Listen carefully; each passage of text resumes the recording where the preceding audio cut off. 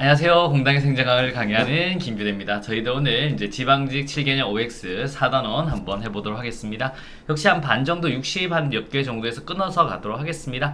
자, 1번부터 바로 가도록 하겠습니다. 여러분, 역관주의는 정치 지도자의 국정 지도력을 약화시킨다. 아니죠. 여러분, 역관주의는 강화시킵니다. 강화.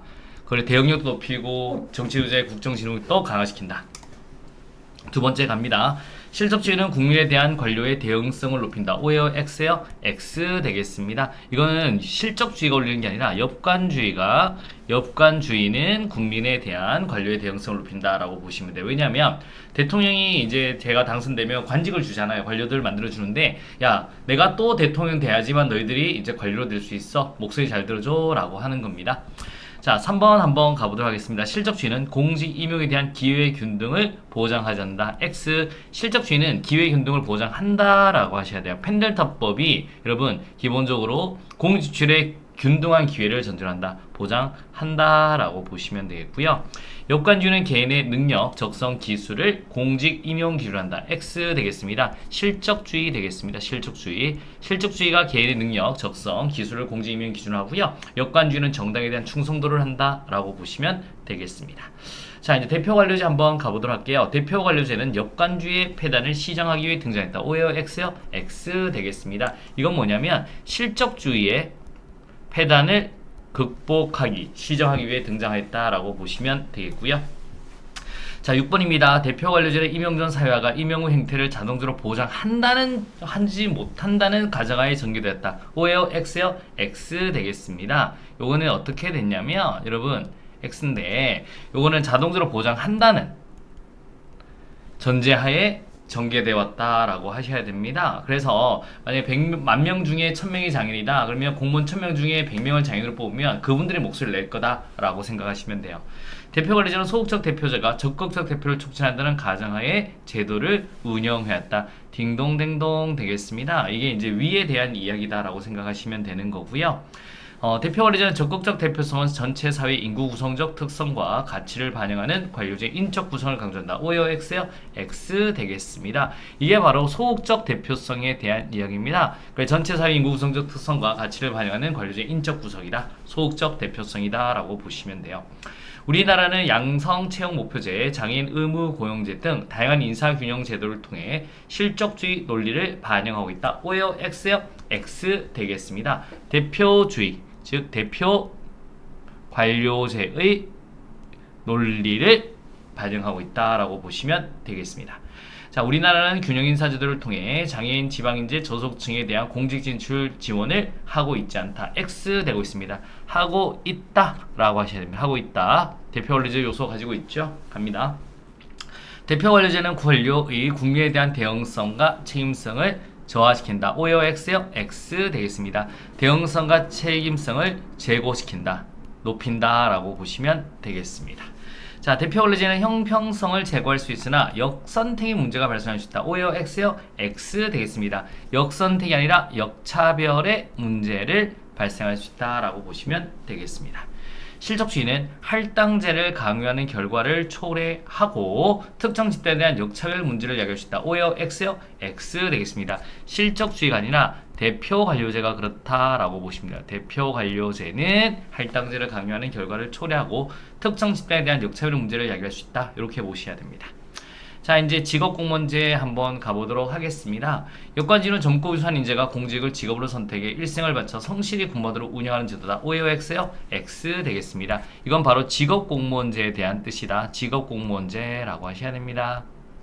직업공무원제는 능력 발전의 기회를 부여하지 않는다. 아니죠. X 부여한다라고 하셔야 돼요.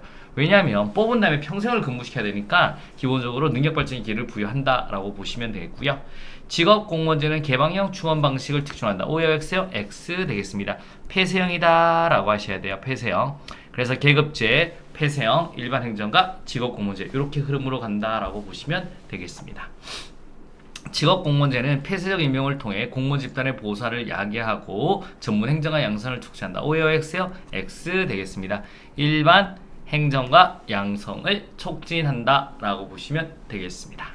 개방의 인사제도, 계약제, 임용제도, 계급정년제의 도입은 직업공무원제의 단점을 보완한다. 직업공무제 단체 뭐예요? 고인물이라는 거죠. 이것을 우리는 개방형 인사, 계약직 임용제, 계급정형제로 해서 보완한다. 맞는 말 되겠습니다. 딩동댕동. 자, 직업공무원제는 신분의 보장을 특징으로 하지 않는다. 여러분 오해요 X요? X 되겠습니다. 특징으로 한다라고 보시면 됩니다. 중요한 보장해 주죠. 직업공무원제는 직무부 중심 보수체계를 특징으로 한다. 오해요 X요? X 되겠습니다. 계급제, 폐쇄형, 그 다음에 일반행정과 직업공무원제, 계급제니까 기본적으로 연공급이죠. 그래서 연공급이나 생활급 중심이다 라고 보시면 되겠습니다. 직업공무원제는 행정의 안정성을 확보할 수 있고 높은 수준의 행동교를 유지하는 데 도움이 되지 못한다. X 되겠습니다. 도움이 된다. 왜냐면 평생 다녀야 되는데 뭐 엉망으로 할 수는 없잖아요. 22번 갑니다. 직업공무원제는 조직 내의 승진 적체가 심화되면서 직원들의 불만이 증가할 수 있다. 딩동댕동 되겠습니다. 왜냐면 평생을 근무해야 되는데 승진이 밀려서 못 가면요 불만이 굉장히 증가합니다. 지금 기재부 같은 경우가 굉장히 밀려있죠. 오케이? 이렇게 보시면 되겠습니다. 자, 우리나라의 실정법상 이제 분류 한번 해보도록 하겠습니다. 경력직 공무원은 실적과 자격의 임용이 신분이 보장된다. 온데요. 여러분 여기 죄송합니다. 두 개 적혀있네. 한 번씩로 경력직 공무원 이렇게 한번 지울게요. 하나 제지 경력직 공무원은 실적과 자격에 의해서 임용되고 신분이 보장된다 라고 보시면 되겠습니다. 자, 전문 경력이나 직무 분야가 특수한 직위에 임용되는 특정직 공무원을 말한다. 오해요 X요? X 되겠습니다. 이거는 경력직 공무원이요. 경력직 중에서도 일반직이다 라고 보시면 돼요.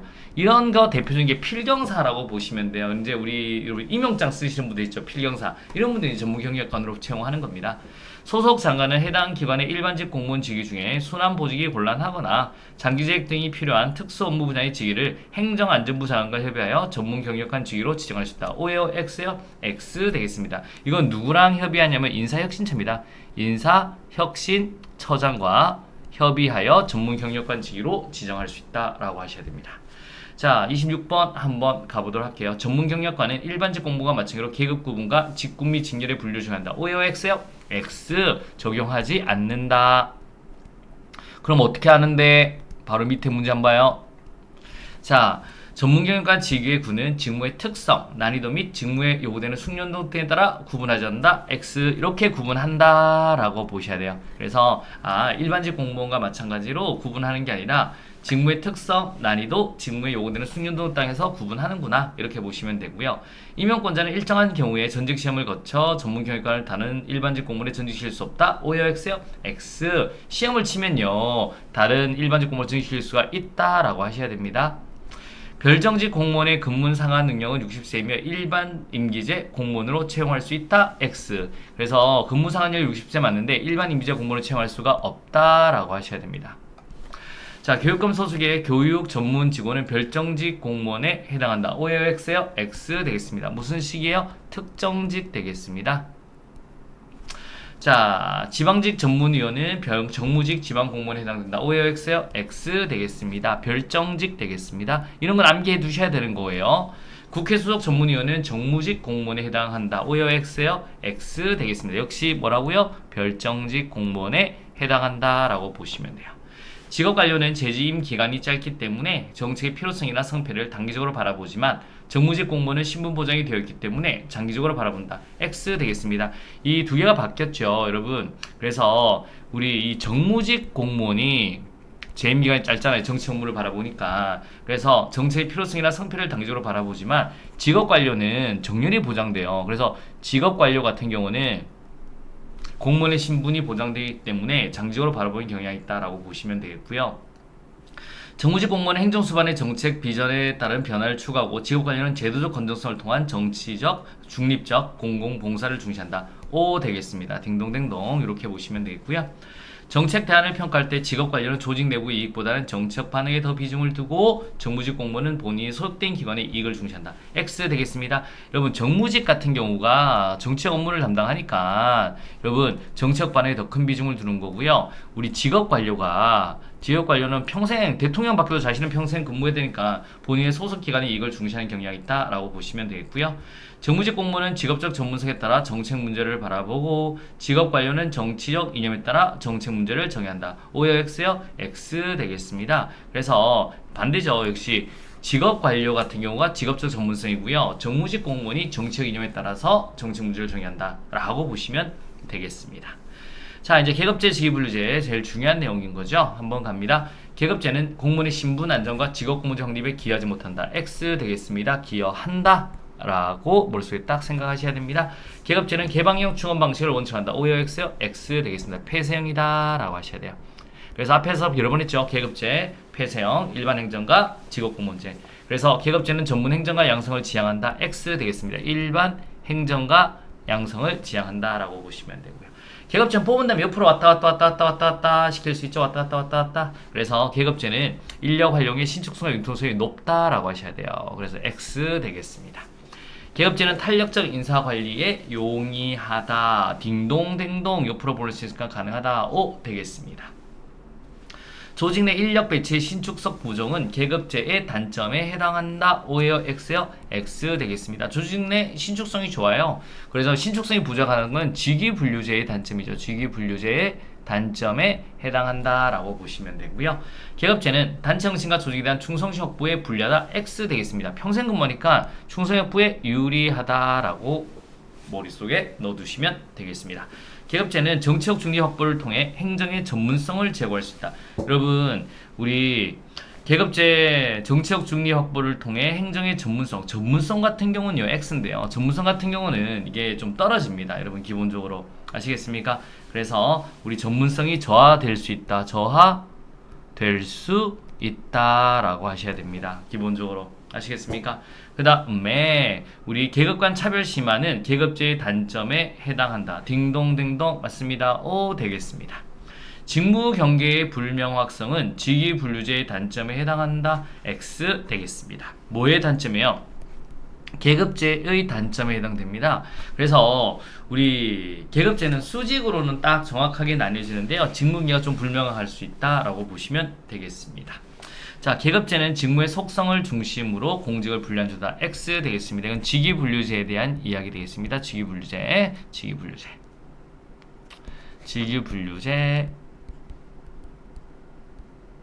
자, 고위공무원단 들어가도록 하겠습니다. 48. 고위공무원단 제도는 역량 중심의 인사관리 제도에 해당하지 않는다. X 되겠습니다. 역량 중심의 관리에 해당한다. 역량평가잖아요. 그래서 인사관리 제도에 해당한다 라고 보시면 되고, 고위공무원단 제도는 계급 중심의 인사관리 제도에 해당한다. X 되겠습니다. 계급 중심이 아니라 능력과 성과 중심이죠, 여러분. 그래서 우리 성과 중심이다 라고 보시면 돼요. 그래서 성과 중심. 왜냐하면 1상급 실국장급에서 이걸 탁 털었잖아요. 그래서 이걸 왔다 갔다 할 수 있으니까 여러분, 우리 성과 중심이다 라고 보시면 되겠고요. 자, 고위공무원단 제도는 개방과 경쟁 중심의 인사관리 제도에 해당하지 않는다. X 되겠습니다. 해당한다 라고 하셔야 돼요. 왜냐하면 밖에서도 올 수 있고 다른 우리 부처 출신도 올 수 있으니까 이렇게 해당한다 라고 보시면 되겠고요. 고위공무원단 소속 공무원에 적용되는 성과급적 연봉제에서는 기본 연봉은 기준급과 직무급으로 구성된다. 여러분, 우리 직무성과급적 연봉제요. 여러분, 성과급적 연봉제가 아니라 성과급적 연봉제는 기본 연봉은 기준급과 직무급으로 구성된다라고 보시면 돼요. 그래서 고위공무원단 소속 공무원에 적용되는 직무성과급적 연봉제는 기준급은 기본적으로 개인의 경력 및 누적 성과에 반영하여 책정되죠. 요거는 우리 기준급하고 직무급 문제인데, 기준급 같은 경우는 개인의 경력, 누적 성과를 반영해서 책정된다라고 하셔야 돼요. 된다.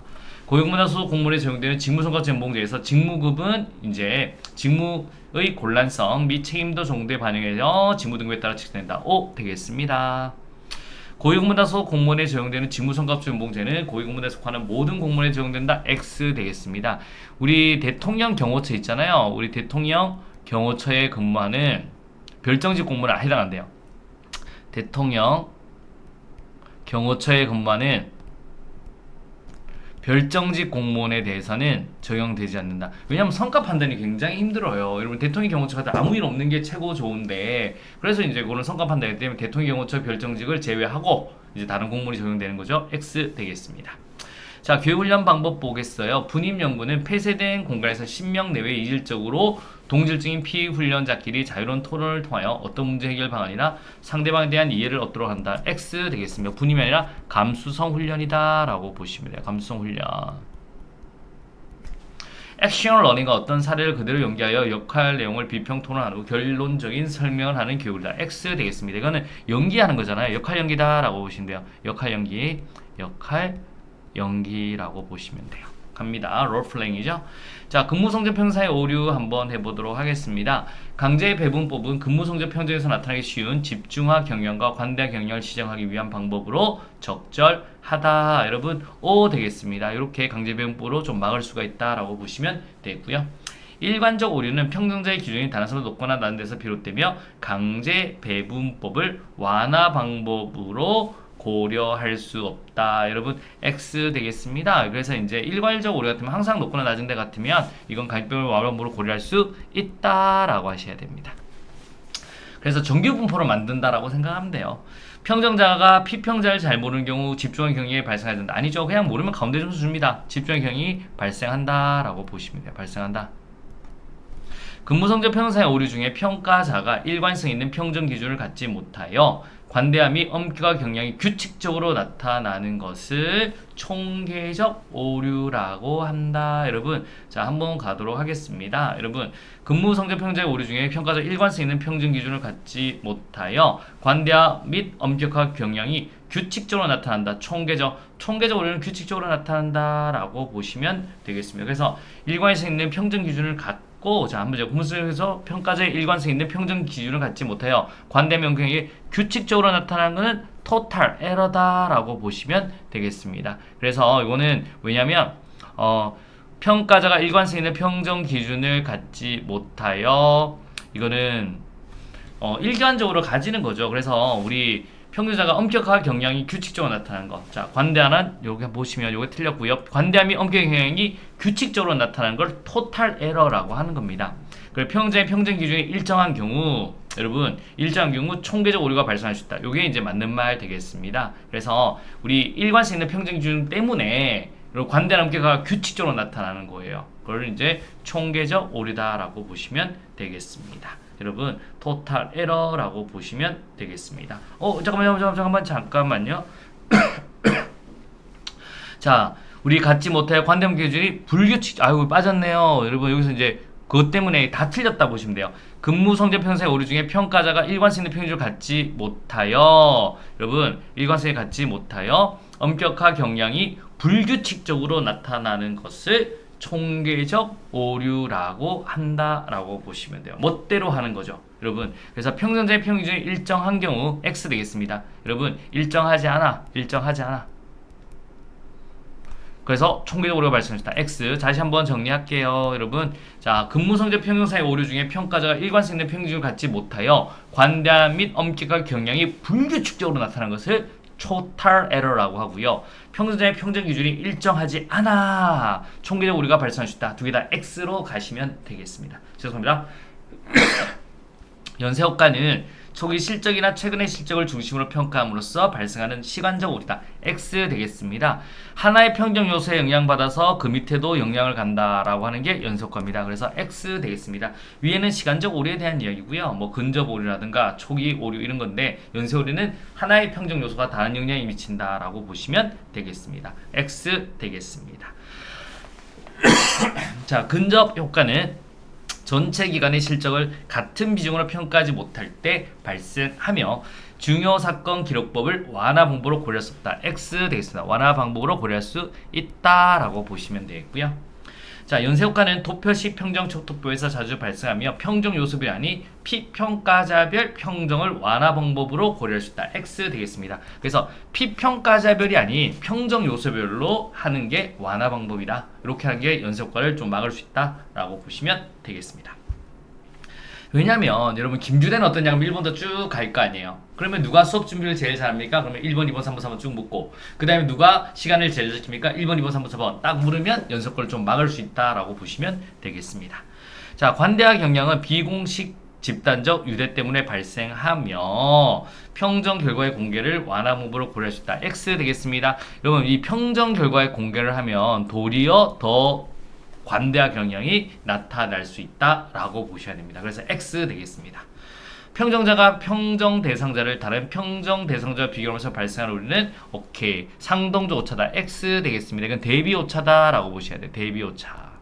대비 오차다라고 보시면 되고, 국내 최고 대학을 졸업했기 때문에 일을 잘했을 것이라고 생각해서 피평정자에게 높은 근무 성적 평정 등급을 부여할 경우 평정자가 범하는 오류는 선입견에 의한 오류에 해당한다. 편견, 선입견 맞는 말 되겠습니다. 딩동댕동. 그래서 정답은 O 되겠습니다. 자, 여기까지 하고요. 이제 고층 심사, 소층 심사는 우리 다음 시간에 또 한번 해보도록 하겠습니다. 오늘 굉장히 고생하셨고요. 다음 시간에 뵙도록 하겠습니다. 수고하셨습니다.